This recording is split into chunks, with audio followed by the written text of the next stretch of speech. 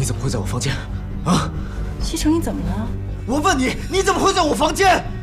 你好好看看，這裡是我的房間，是你昨天主動找我的。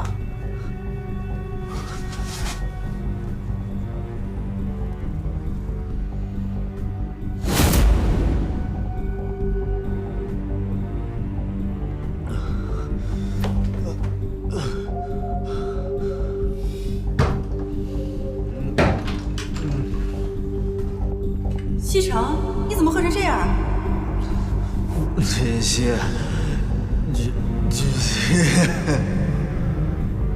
不可能，不可能，这肯定是你故意的，蘇妍希，我告訴你，這肯定又是你的陰謀詭計，我是不會上你的當的。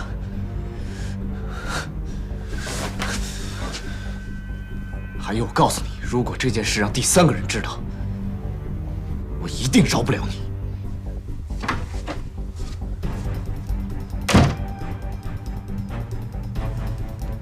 那就由不得你了。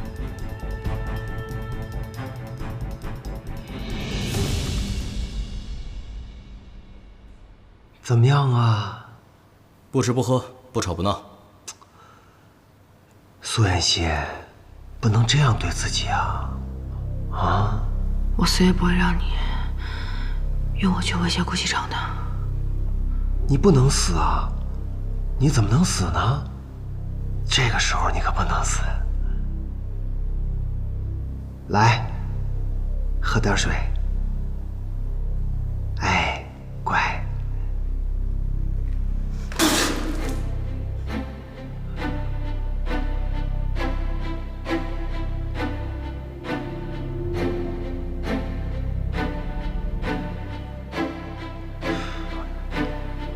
那我就讓你生不如死。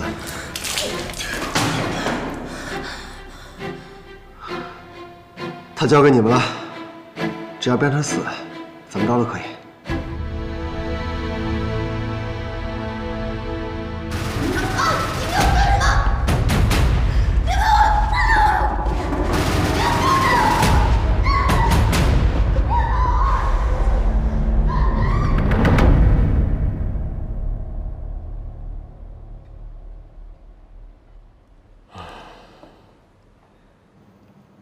又没吃。